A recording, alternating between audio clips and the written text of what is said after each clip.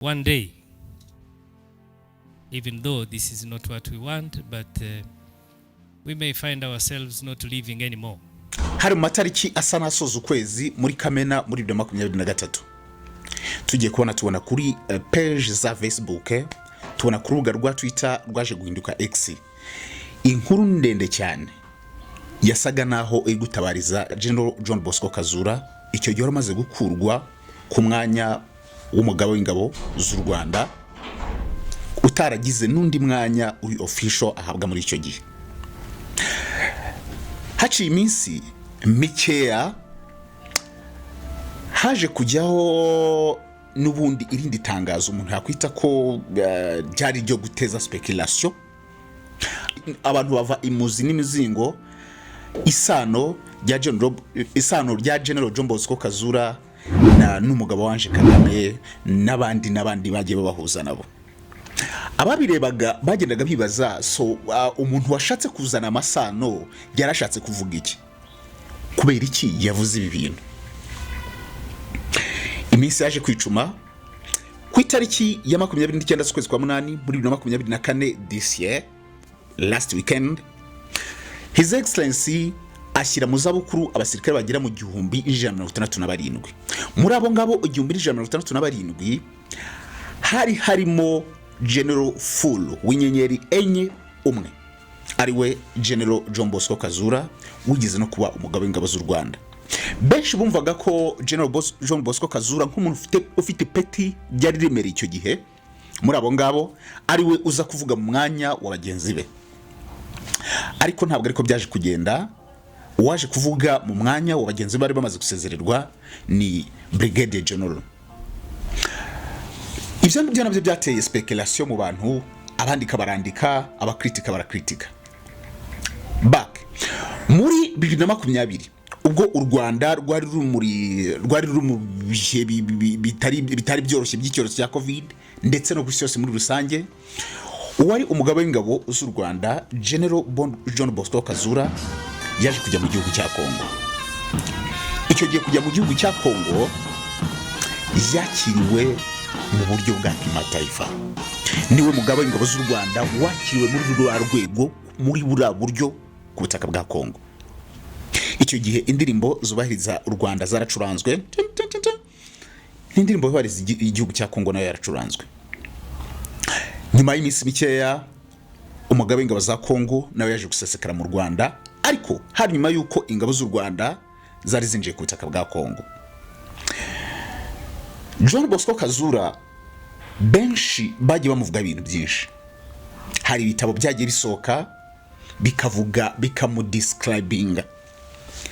Hari n'igitabo cyasohotse kivuga ko mu rugamba rwo kubohoza igihugu muri 90 ariwe muntu wasobanuraga His Excellency icyo gihe wari umuyobozi w'ingabo za RPA, yamubwiraga ibyo ibinyamakuru byanditse mu Gifaransa, kuko uyu mugabo yize neza ibintu bijyanye n'indimi ari ku rwego rwo hejuru, n'indwanyi karabutaka, n'umugabo w'igitangaza kubijyanye na gutya. Uyu mugabo wagize akazi gakomeye mu Rwanda, yayoboye ibigo by'ishuri, Gabiro, Gako, yabaye umugabo w'ingabo, yabaye umujyanama wa Perezida wa Repubulika mu bijyanye n'umutekano na gisirikare, yabaye umujyanama wa Minisitiri w'ingabo, yabaye umuyobozi w'amashuri, yashinzwe amaoperasiyo atandukanye muri UNAMID,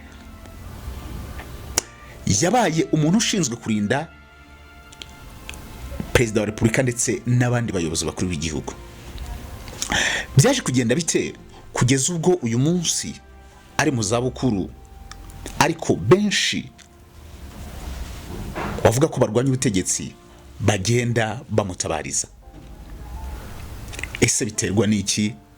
Ese biva hehe izi speculation ziri ku mbuga nyuma yuko akuwe cyangwa se akuwe mu mwuga wa gisirikare agashyirwa mu zabukuru? Kuki zageza ngaha?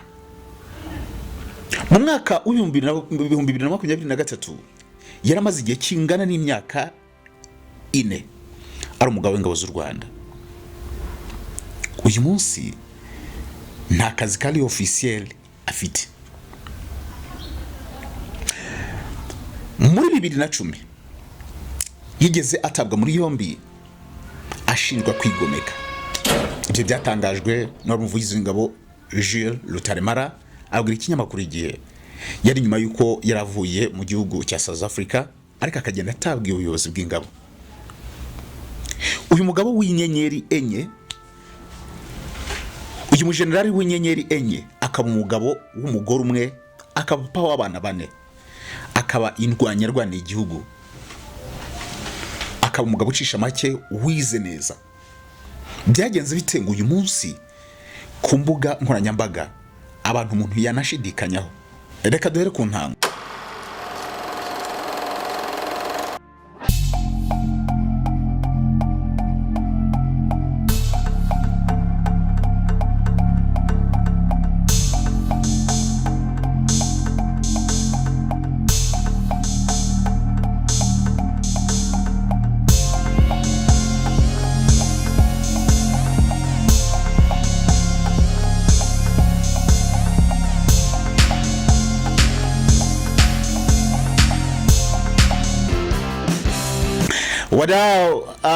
Uyu munsi ni ku itariki ya 2. Nizere ko kwezi kwa batangiriye neza mumeze fresh.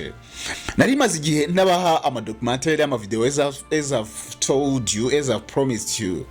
Ariko here we are.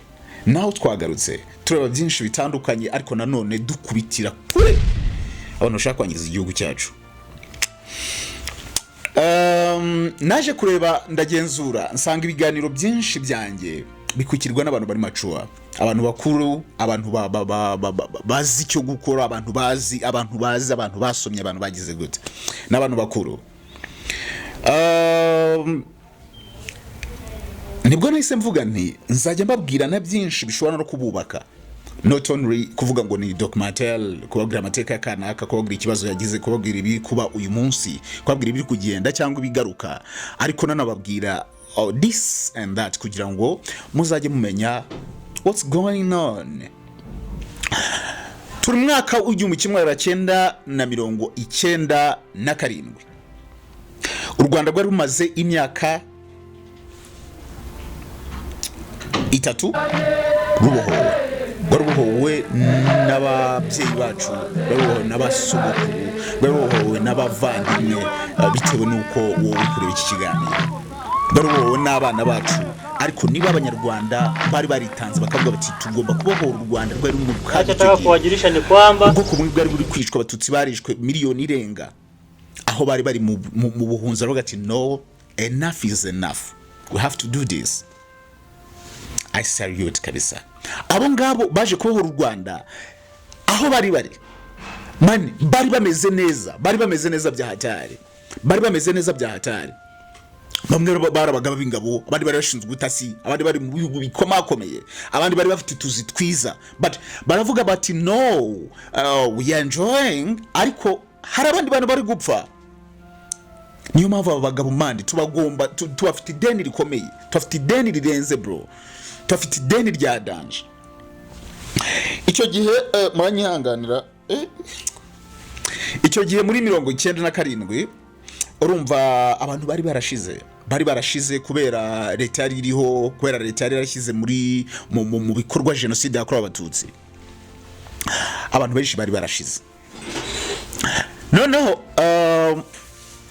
igihe abantu FPR yari maze gufata ubutegetsi, cyari igihe cyo kugira ngo bubake igihugu, bavuge bati no, we have to do this and that. So kubera ko hari mw'abantu bake, hari navuga ngo sector nyinshi zikeneye abantu, cyane sector y'ubutabera, kugira ngo abantu bari bamaze gukora ibyari byinshi. Bivugwa ko yo hataza kuza gacaca uyu munsi imanza z'abakoze genocide zari gufata imyaka irenga 20 cyangwa 30. N'uyu munsi ntabwo zari kuba zirashira. Ariko bavuga ati no, tugwe gushyira ikintu bita gacaca, abantu bagahura bakagira gute abaziranye n'iki. Ariko nanone hari izindi sector zari zikeneye abantu, byasabye ko abantu bahabwa ama trainings, abarangije nka secondaire bakora ati tugende tuba training muhite muza mu kazi, kuko abantu bize, abantu bari barize benshi bari barahunze, abandi barishwe. So abantu bari mu gihugu bafite ama degrees bari bakeya. Hari umusore umwe yitwa Bernard cyangwa se Bernard, nawe yagiye mu mahugurwa ya leta, ari nako bari batangiye kubwira n'abantu babashishikariza kujya kwiga muri kaminuza i Butare. Ageze Bernard ageze mu mahugurwa, bari bagiye gukora amahugurwa ariko banafite akazi, urumva baginaga bagurwa bakaza bagakora akazi kuko nta gihe cyo kwicara cyari gihari. Ahura n'umukobwa bitaga Betty. Mu minsi ya mbere mbese mbere nimvuga ngo mu Rwanda rwa mbere cyangwa se mu minsi ya mbere abantu bitaga amazina ugasanga ni umugabo niba yitwa ni izina agiye gukoresha, I'm sorry, niba yitwa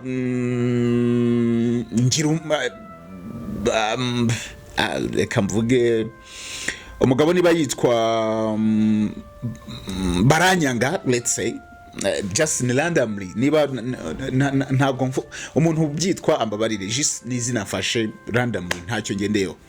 Umuntu yitwa Baranyanga, then ugasanga abana be bose bitwa Baranyanga, bose Baranyanga, ku buryo wamenya Baranyanga cyangwa even rikaba ari n'izina rya famille kwa Baranyanga. Then uwo mukobwa yari afite mafamiye yabo bitwa amazina amwe, ariko nanone we yitwaga Betty, ari akazina bamwitaga bitango Jose, niko kazina yitwaga kaka nickname. Noneho mu kujya muri training za Bernard yaje guhura na Jose, ariko iryo zina ryari nickname, so barahura bakazajya bakora ama trainings, buri wese akasubira mu bye bakubita ama trainings ngira ngo y'amezi 6, buri wese aza kujya mu kazi ke n'undi ajya mu kazi ke.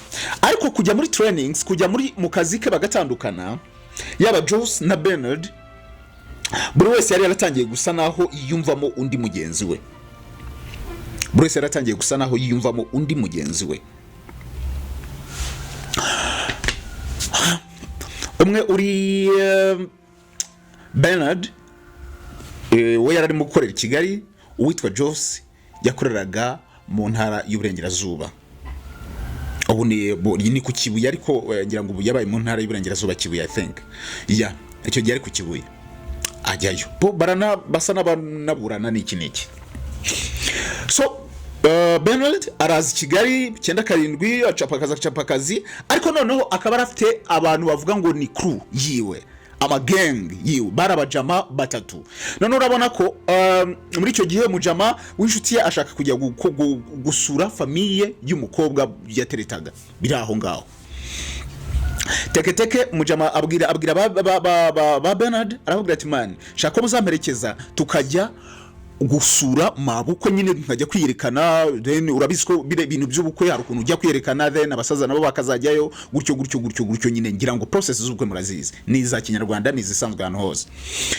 So baramuherekeje, baragenda bagera ku mukobwa ku Kibuye, baraberekana n'iki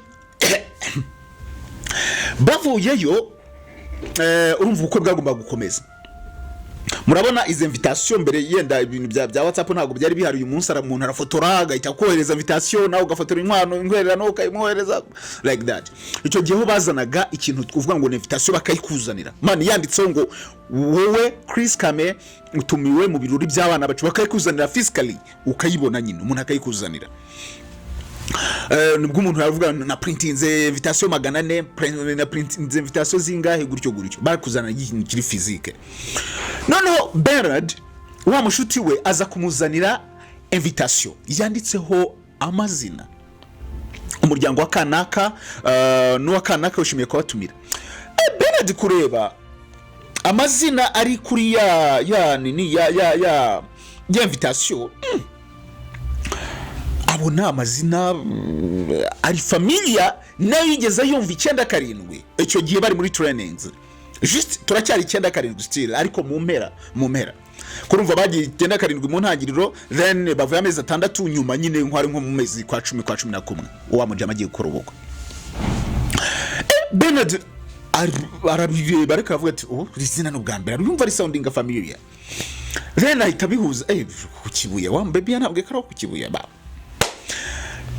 noneho ubukwe buraba n'iki bumaze kuba wa mujama aza gusura abageni wa mujama we washingiwe Bernard ya gusura abageni mu rugo iwabo n'iki agezeyo asanga nyine umutipe ari muri sala aramubwira ati man ariko harakantu bibagiye kuguteraho story wanzaniye invitation uri kuntumira ariko none ndebye man mbona amazina asoundinga nkayo mu baby nzimana wakibuye kandi n'uyu none nanatunguwe nuko cyagiye twagiye ku Kibuye bro mujama aramubwira ati ati urebye iryo zina nyine ni urebye rya famille n'iki aramubwira ati sure wa mutipe inshuti ya Bernard abona Bernard nyine ari interested kumenya ayo makuru yasamagara sheri we aje aramubwira rero man uyu mutipe ari kuvuga ko izina sounding familiar hakari umukobwa ngo yitwa Jazz we bigeze baba inshuti butare bawuri butare bla bla bla ibintu nk'ibyo umukobwa aramubwira ati ati izina ni rya famille ariko umuntu witwa Jazz ntabwo muzi ntabwo tumuzi muri famille and even ababwira Betty arabwira even Betty ntabwo tumuzi muri famille umukobwa aravuga ati ariko yenda hari uburyo ababyeyi batembera wamenya reka mbaze mama umukobwa yinyabya korera research n'iki abaza mama weyo mama aramubwira ati ariko igisounding iryo zina ni rya famille yacu ariko kuko ni rya papa wawe rikomoka kuri papa wawe ariko uwo mwana nta muri famille ntawe dufite mu bana banjye nta urimo witwa gutyo so umukobwa akora research kuri mama we n'iki nyuma aza gukubita research yakoze kuri mama we agakubita Bernard aravuga ati okay it's fine baranarekera story irarangira biragenda buri wese akubita capakazi ke n'iki ariko bakaba bari inshuti basa naho begeranye ko n'ubundi uwo mujama we wari washatse n'ubundi yaratuye i Kigali umwaka azajya bakubita basura n'iki noneho wa mukobwa aciye nk'amezi abiri umugore w'inshuti ya Bernard yaje kubwira Sheri aramubwira ati Sheri ariko Bernard nimugoroba muze kuzana dusangire ka sapa mufitiye amakuru Bernard nimugoroba waje wa mugore w'inshuti yaramubwira ati rero Bernard naje gukora research ti mama yakomeje aravuga ati ibi bintu ntabwo byumvikana umuntu wafite izina ryacu papa yitabye Imana ariko umuntu wafite izina ryacu arakomeza arabishaka finally yaje gusanga ari umwana papa yabyaye hanze amwita iryo zina gusa kubera ko batari muri good time na mama ntigeze abimubwira ariko ni murumuna wanjye uwo mwana ndatiye naranje amuga ati okay wamushakira se namba ukampuza nawe ati sure nayishaka barashaka namba bayikubita Bernard umukobwa w'inshuti ya uwo mugore w'inshuti ya Bernard yari yishimye ko avuga ati byari byose uyu mujama niba yarapofotse murumuna wanjye bizaba ari sawa tuzatugiye turana mu n'iki abishyuhamo kwa umutipe amukubise namba atangira teresa umukobwa teketeke aramubwira aza musura Kigali umunsi wa mbere asubiye urumva nawe yaratuye ku Kibuye we yaragikorera Kibuye n'iki ariko bataziranye kwa asubiye ku Kibuye bla bla bla iminsi ricuma umukobwa araza akubise iminsi 3 kwa boyfriend umunsi wa 4 umukobwa aravuga ati bura rero navuye ku Kibuye ntabwo ndi busubireyo naje gutura turabana umujama arongora gutyo ntabwo bakoze barabanye na Bernard ariko Bernard akaba ari umuntu nanone wari uri usara umusoro ufite icyerekezo n'iki ushaka kugira ngo ashake yubaka urugo Bernard akaba ari umusoro wari distingue ashaka kugira ngo yubaka urugo ashinga urugo ubuzima bwe bigende neza ariko none aza kwigira inama avuga ati ariko tunutwo tu business n'iki sorry gukora leta ngiye kuba mbipowe ntangire business n'iki arabitangira ubwo umudamu nawe abaramuzanye barabana umudamu urumva iminsi 4 yavuye yaza kubira bya Camen Stay niko babyita kubuza umujama beba kagusura umunsi 1 2 3 mani bira byavuze ntagatwe tubikora uyu munsi gusa ariko akaza agakubita umunsi 1 2 3 4 amukobwa aravuga ati ono nge ntago ndi busubire ku Kibuye ikintu turi buze gukora hano tugiye twubatse nashatse umuniga ashaka gutyo ariko nawe yari nta n'ikibazo byari bimutwaye yumvaga nyine ari sawa gushaka afata umwanzuro gutyo ava muri business ava mu kazi ka leta shinga business ikofira muyoboka ahita ashingira umugore we business bava Kabeza bajya gutura ku Gisozi.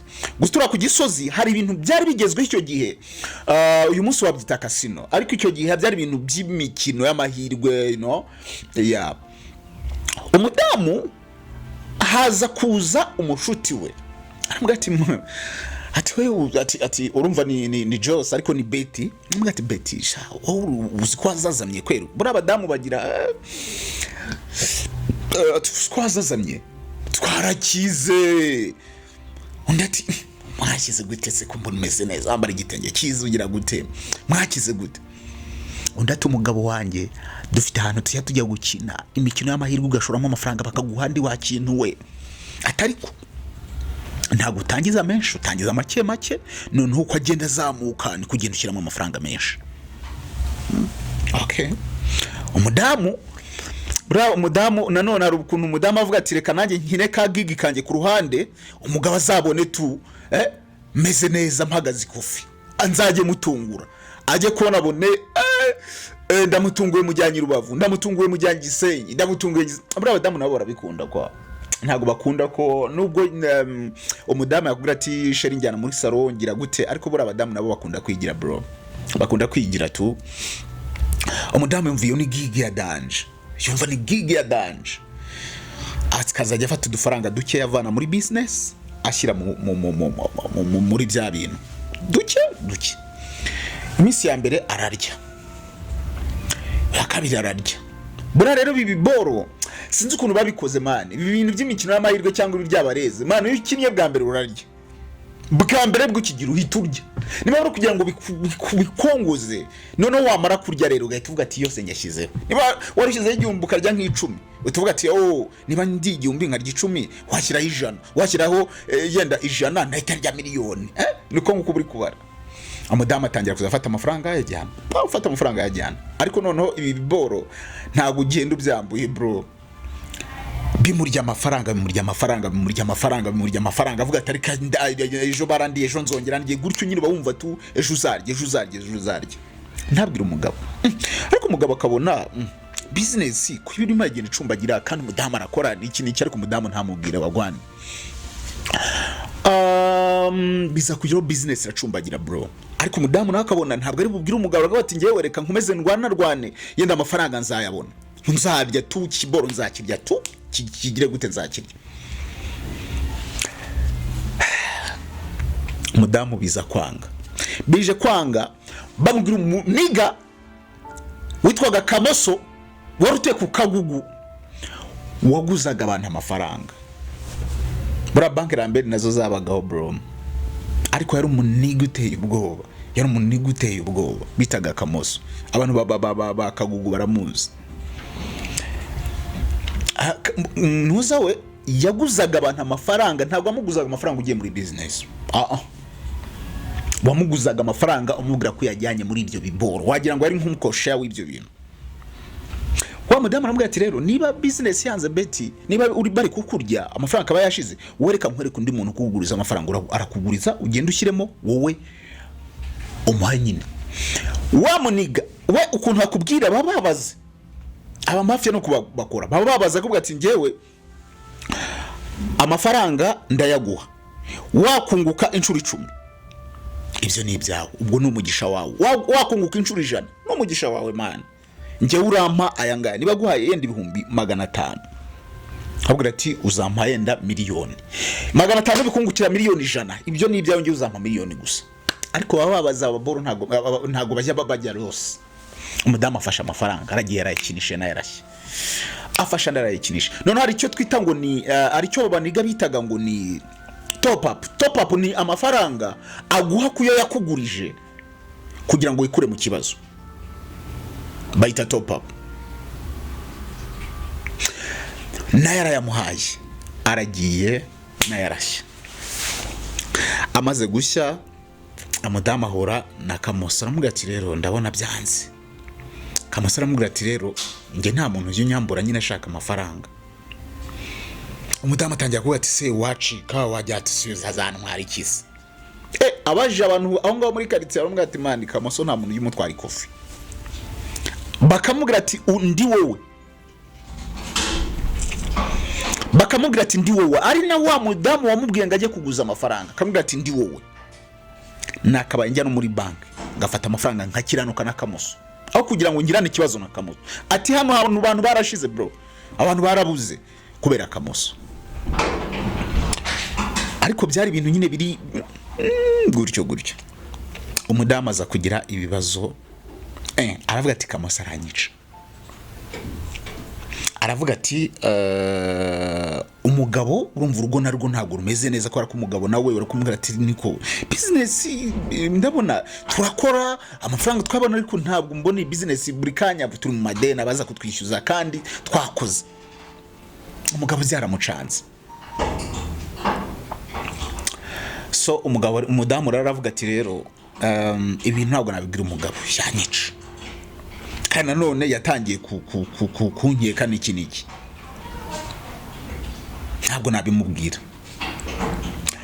Umudamu hakaba hari umupolisi w'inshuti y'umugabo we ndetse ari n'inshuti yabo. Aragenda aramwegera amubwira ati rero hari nshaka ko tuzahura tukaganira. Umugabo aramubwira ati okay it's fine umupolisi amubwira ati twahura tukaganira. Barahuye. Umudamu we yari yapanze ibintu bibiri. Aravuga ati byari byo byose umugabo ku ruhande rwe amafaranga afite ni menshi. Aya mafaranga ngomba kuyabona y'umugabo wanjye nkishyura Kamoso twarangizanya ngakomeza na business ndetse nkanabumukire w'umugore wibeshejeho. Ati ikintu kugira ngo mbone amafaranga nuko nikizimbwa tubana. Nta yindi gahunda. Aravuga ati nanone uyu mugabo ntabwo namubasha nta bizigira mfite ntabwo namubasha kandi ntabwo nashaka kwishyira mu madakesi so ngomba gushaka uriya mupolisi inshuti yanjye. Umugore umugamba arawucura gutyo arawunoza. Arangije ajya kuri wa mupolisi barishara. Amubwira ati rero sheri ntabwo yamwise sheri. Amubwira ati sha rero ati buriya tuba turi kumwe mba numva nanishimye ati buriya mba numva ari ibintu byiza cyane atari ko sha uzi Bernard ibintu buriya nkora ati ngiye mba numva ntanataha. Umupolisi ati akugira ibiki? Ati umushenza arankubita cyane. Ndati ko ntabyo mbona se ko mbona umeze neza utoje. Ati ubu yankubitaho ntabona tumuhuyemo gutyo wahita wumirwa. Polisi ati reka bro umudamu mani yagushatse bro nta wamucikira nta na hamwe habaho wamucikira nta na hamwe. Agenda yiha gahunda gutyo ati mu byukuri bakazajya bahura bagasangira utuyoga tw'icyo gihe bagasangira. Umudamu araza kumubwira ati ngiye buriya urabona ati buriya kuri akuntu mbana n'umugabo wanjye ati ubundi buriya nta nubwo agomba kuba umugabo wanjye ati ngiye mbona inzozi z'umugabo wanjye yari wowe ati wowe gusa munkize ubundi ureba ukuntu nguha urukundo nkagwa n'amafaranga. Amubwira amafaranga bafite. Aramubwira ati ikibazo cyonyine kugira ngo tugere ku bukire niriya mbwa Bernard. Umupolisi aravuga ati none ubwo tubigenze dute? Undi ati ndashaka umusubizi wabo. Undi ati wabo gute se ni mubana barasa umugabo ngana kuri yaji wabo. Hati wowe ariko we n'icyo utumva umusubize kuwa muremye. Undi ati mwice ati tuvundi se ibyo nibiki twese ntubizi. Ahita arangije amukubita 250 by'icyo gihe. Ubwo bari bamaze imyaka n'iki byetwaga ngo turi muri za 2002 gutyo. Ko bari bamaze kugirana ngira ngo abana babiri bari bamaze kugirana abana babiri cyangwa batatu 2002 2003 gutyo. Mukubita 250 icyo gihe bro. None arangije aramubwira ati rero ikintu uzankorera utanu tubana nta mukozi tugira ninjye ujya kumufungurira. Atari ko yo bigeze kuwa gatanu harakona bari kumwe n'inshuti ze bakajya mu kabari, iyo bigeze kuwa gatanu njyewe aza yatinze njya kumufungurira. None icyo gihe azakomanga nigire nkaho ntumvise. Nawe ikintu uzakora nyine bimwe byawe. Umujama si banagije gahunda gutyo, banuje gahunda gutyo, hamwe ati kuwa gatanu nzakurabura. Ubwo wa mupolisi kuwa gatanu aripanze niki umujama agiye na gangster ye mu kabari, baranyoye bigeze ni mugoroba nka saa 5 gutyo saa 6 umugabo arataha. Ariko amudamu abwira wa mupolisi aramubwira ati ntumutegere ku muryango, ugende mu kabara hari uze mukurikiranye umushorere, kuko ashobora kuza akaza n'abandi bajama bamuherekeje, ntawaziranye n'ibirara, n'abandi bajama bamuherekeje, uraza umushoreye kugera mu rugo. Then aho ngaho uzi umurya bunono hahanda bari gukomanga, kuko yakomanze ngatinda gufungura, abari gushaka uburyo kiyurira ngo yifungura, ko abashitekereza ko naryamye. Kwa gatanu harageze, umugabo araje ku muryango, umudamu aramwumva aramureka, arangije inyuma ye yumva ibirenge by'umuntu bikandagira, yumva ibirenge, amugezeho. Urumva kuko bari baziranye, Bernard yaraziranye no mu polisi. Umupolisi nta nubwo yigeze yipfuka utuntu mu maso, reka ntabwo yigeze yipfuka ibintu mu maso ngo niki. Baravuga ati n'ubundi umushenzi ngiye kumwica, n'ubu ntahazabivuga, reka nanamwereke shamu. Mbwira ati wowe urazajya utesha abashiri b'abantu, kuko umudamu yaratangiye kumushirira. Ubwo ati mwana nk'uyu uramuriza wanjegera uramukubita wowe. Ahindukiye yumvise ibirenge by'umuntu, ahindukiye ahita avuga man biteze, ahita abona undi yabishye, nta gahunda afite. Icyo yahise yumva gusa ijambo, mbese nk'icyaturutse kuri side y'umupolisi, ni ugukokinga imbunda gusa. Isaha yawe itageze ntabwo uva mu buzima. Izi mbunda ntoya za pistole zigira icyo twita a magazine, and then a magazine hakaba na ka trigger ukurura, then yarekuruye ka trigger, isasu ntiryasohoka. Kubera iki? Niba hari akandi kari abanza hari izindi isasu, niba ryari ryitambitse muri chamber, naho bitanga imbunda ya freezinze, niba bitango sinzi ukuntu babyita, ariko ari term babivuga. Then kugira ngo rero ibyo ngibyo iyo scenario yivemo, bisaba ko hari akaboro ka magazine ukurura, kakava mu magazine igahita itakara, yamara gutakara ugahita ukora kuri trigger, bya sasu naryo rigatakara, ugahita wongera ugasubiza mu magazine ugakora ibyawe. None ibyo ngibyo urumva n'umupolisi byarabizi, yumva ko agomba kubikora, ese yumva akire kuri sasu, kumva ntari muri chamber, ese yumva ibyo ari byo, ubwo agomba kubikora. Ariko ibyo ngibyo burareka mubwire ikintu kirenza amasegonda 6 ku muntu warugiye kwica, bo ntago wakimukorana amasegonda. Urumva ibyo ngibyo niyo waba uri pro good, ibyo ngibyo ntabwo bikora mu masegonda arenza ari hasi ya 6, ntabwo bibaho. Ubwo yahise akuramo kanda magazine iragwa, cyaje atangiye kugira Bernard yahise abona ko gahunda iri seriye. Yahise amukubita imbwa y'ingumi ya Sena, umujama ahita agwa nk'ariya. Amaze kugwa nk'ariya, ahita ikindi yahise akora yihuta. Yese urumva we n'umusivili, n'ibintu by'imbunda ntabyo azi, ese afata ya magazine kwa kundi kimeze n'imbunda arabihisha. Amaze kubihisha aramuzana, aramukubita, arangije ahita amagarira abantu ara ku Gisozi, bahita bamujyana kuri polisi, bamugije kuri polisi. Umujama urumva ko yari yamuzaje amwashije, bagezeyo baramubwira man, warugiye kwica imbogi yawe, warugiye kwica umujama wawe. Umutipe aravuga ati cyakora nanjye ingumi y'uyu mutipe yari ingumi ya Sena ya nizo muri Sena yankanguye, tereka mbabwire bamuha urupapuro yandika ibintu byose.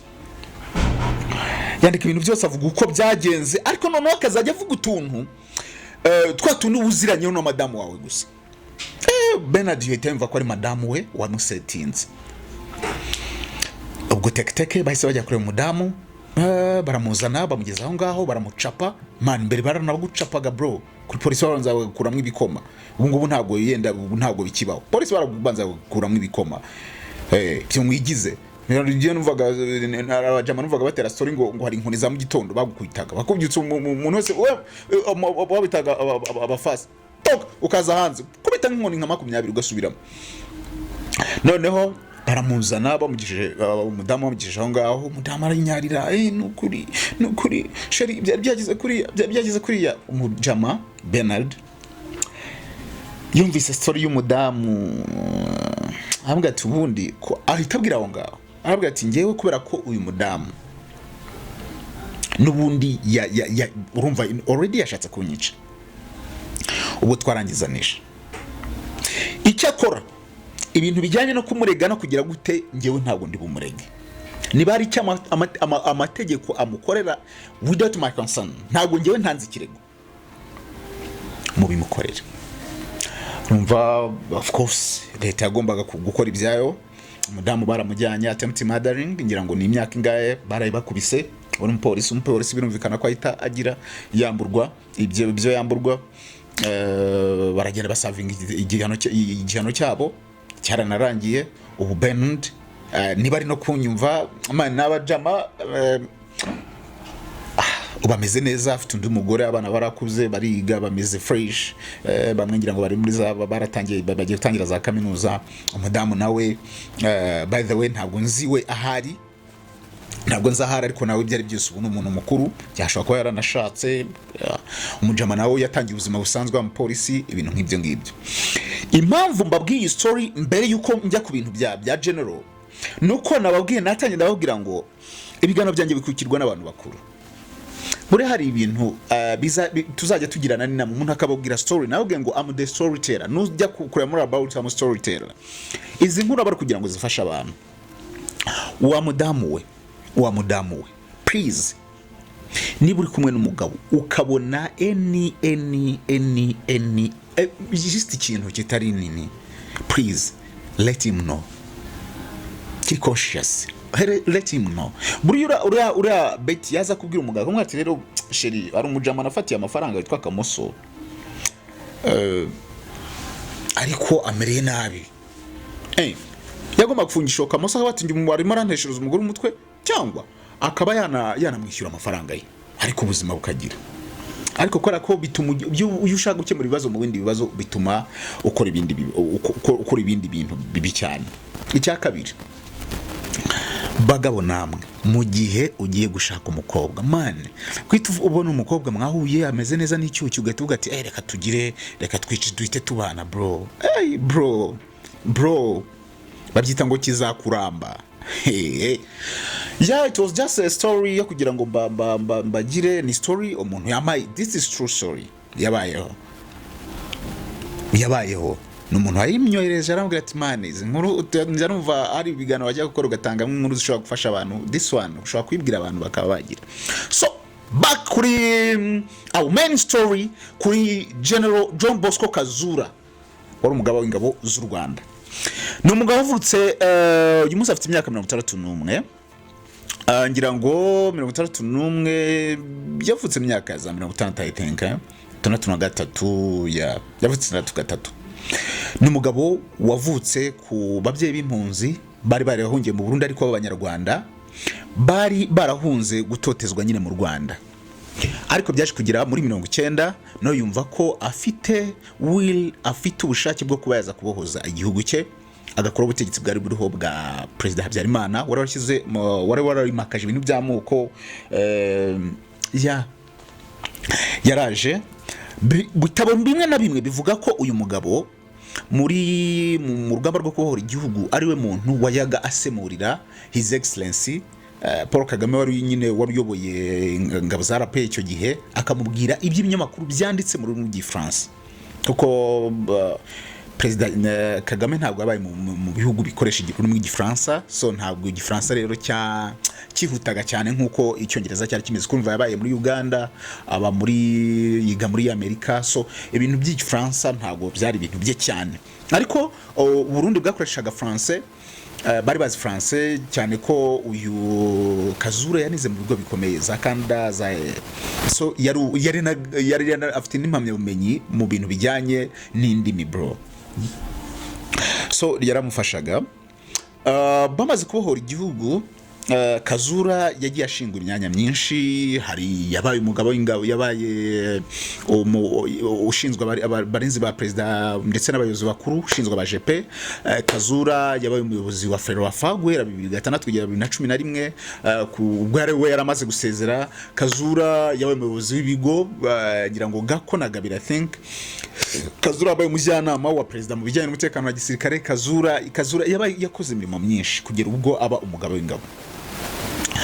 Muri 2019 nibwo His Excellency yamugize umugabo w'ingabo. Icyo gihe ari Lieutenant General, ahita amugira General Full. Icyo gihe yarasimbuye General Nyamvumba wari ugiye kugirwa Ministry w'umutekano.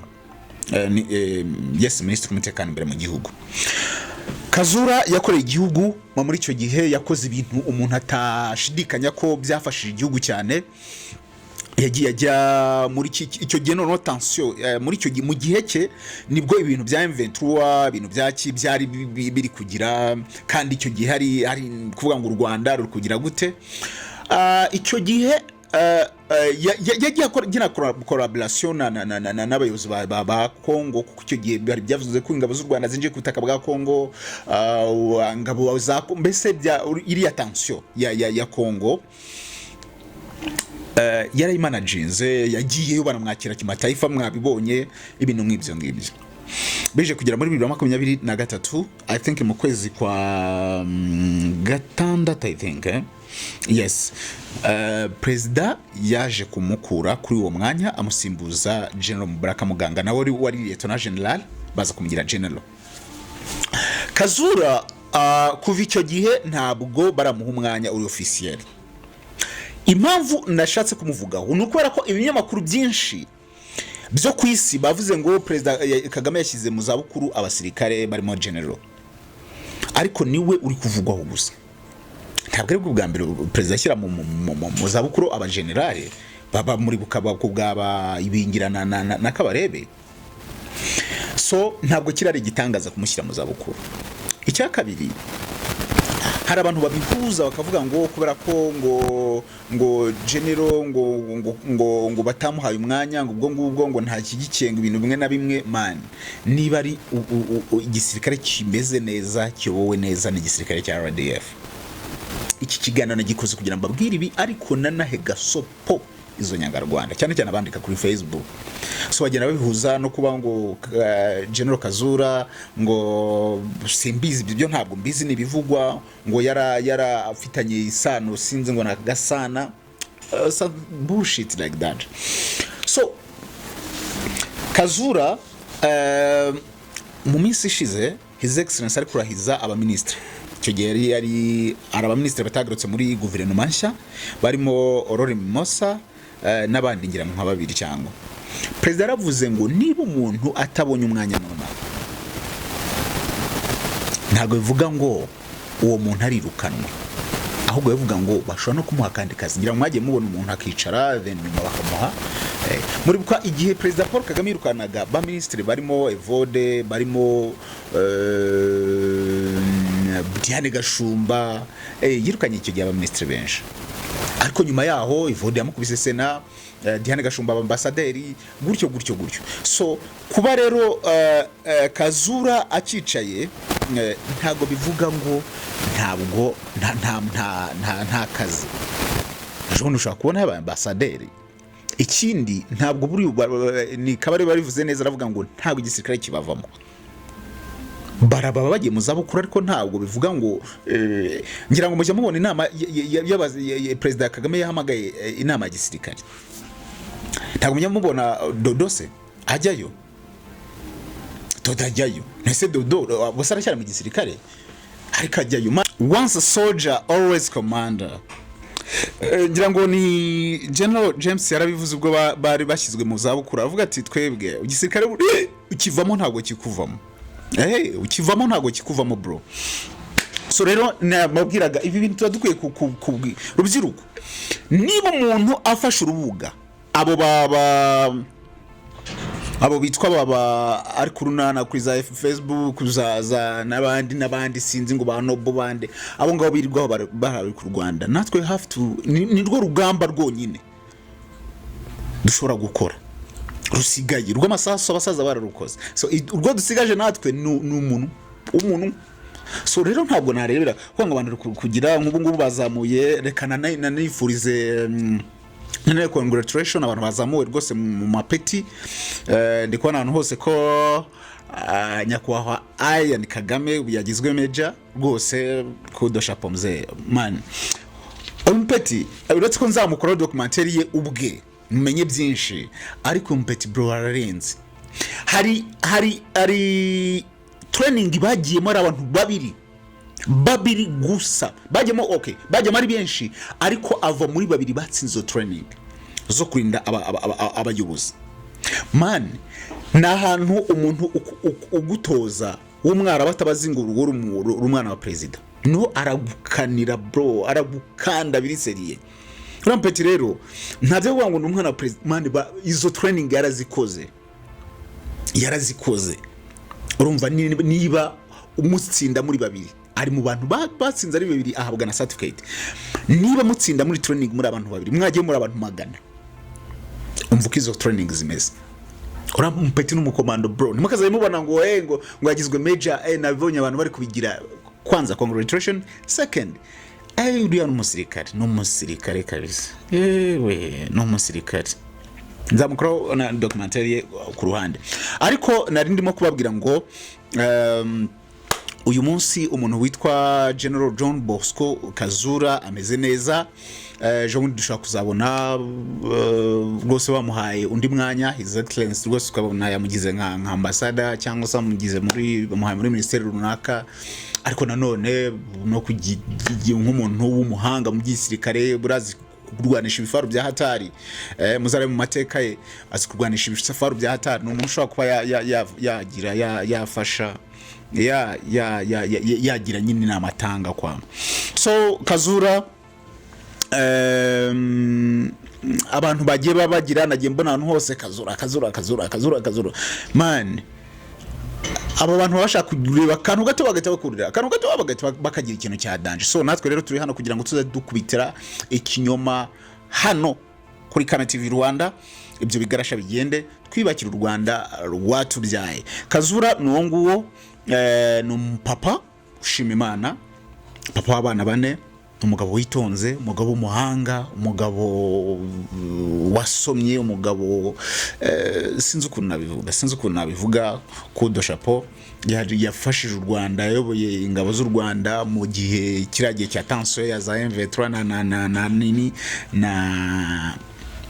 na Kongo. Icyo gihe tumva ngo ibisasu, tumva ngo iki, abantu ramugabo akoze akazi katoroshye. Yakoze akazi katoroshye, ndetse urumva niba bundi akazi ka danger buri umuntu wese wagiye ku rugamba rw'amasasu man mu kubaho igihugu bro, muzajye mugira gutya. So abari hanze rero no kuba barabundi se umuntu uri hanze amenye gute ibintu biri kubera muri RDF ni urwego rwizerwa n'abanyarwanda. Urwa mbere ni His Excellency, ni abanyarwanda bafite ikizere kurusha abandi bantu bose. Aba kabiri ni ingabo z'u Rwanda ku kigero cya 99% hafi 100%. Abanyarwanda bafite ikizere. So umuntu wese uzababwira mani muryame musinzire, abasaza twikora ama content, urubyiruko tugire gute, dufite igihugu cyiza, dufite igisirikare cyiza, dufite umutekano, dufite amahoro, ibintu byose ni wagwana. So ibyo ngibyo rero naravuze nti unshe nyuma abantu bavuze ngo sinzi ngo urumva ngo yarafunzwe. Man, yarafunzwe, ariko yafunzwe muri 2010. avuye kureba igikombe cy'isi nubwo abantu bagiye banabihuza ngo nuko ngo bavuze ko ngo bavuganye na Kayumba Nyamwasa cyangwa ngo na Patrick Karagiye icyo gihe bari barahunze kuri icyo gihe nyine bari bamaze kujya muri South Africa avuga ati yenda agiye guhura nabo ariko umuvugizi w'ingabo z'u Rwanda icyo gihe witwaga Jules Rutaremara yabwiye igihe ko bidahuye n'ibyo ngibyo gusa ko yigometse ko yagiye nyine nta muntu abwiye ariko pour le moment he's safe ntekereza bibaye ari amakosa bakaba baramwirukanye kuko ndetse ntabwo twabonye birukanye kubera ko bakoze amakosa bakajya ruswa bakagira gute nabo baba baramwirukanye cyangwa tukumva ngo yatawe muri yombi igihe Muhile General Muhile Charles Muhile I think nayibingira ntibigeze umva ko Muhile yafunzwe kuki se byatangajwe kuri Kazura nawe bibe ari byo babitangaza so ibyo ngibyo rero ni speculation z'abantu barwanya ubutegetsi baba baraho ngo bashaka kugira ngo bashyushye abantu mu mutwe gusa ariko mbanyigira ngo mbarabure mwarubyiruko mwe mutabamo yenda abantu cyane cyane bakurikirana nizo mbuga batazi wa Rwanda so mbagira ngo mbarabure barabajama nta kindi kintu uretse kuba bashaka gusebya igihugu gusa so amazina yanjye ni Chris Kame abwe ko nanzanye mbaha ibigano by'amadocumentary babwira kana ariko nkanabaha story I'm the good storyteller kweli trust me ndi umustoryteller mwiza ntuzajya wumva inkuru wowe ugashaka ko nyitera abantu ariko iri true story uzajya uyimpa ariko nanone ishobora kugira abantu icyo yakwigisha abantu reka mbifurize ibihe byiza reka mbifurize imana n'amafaranga amafu adukomeza dufurebe mu gihugu cyacu mu Rwanda rwacu reka mbifurize ibihe byiza mukomeze kugubwa neza cyane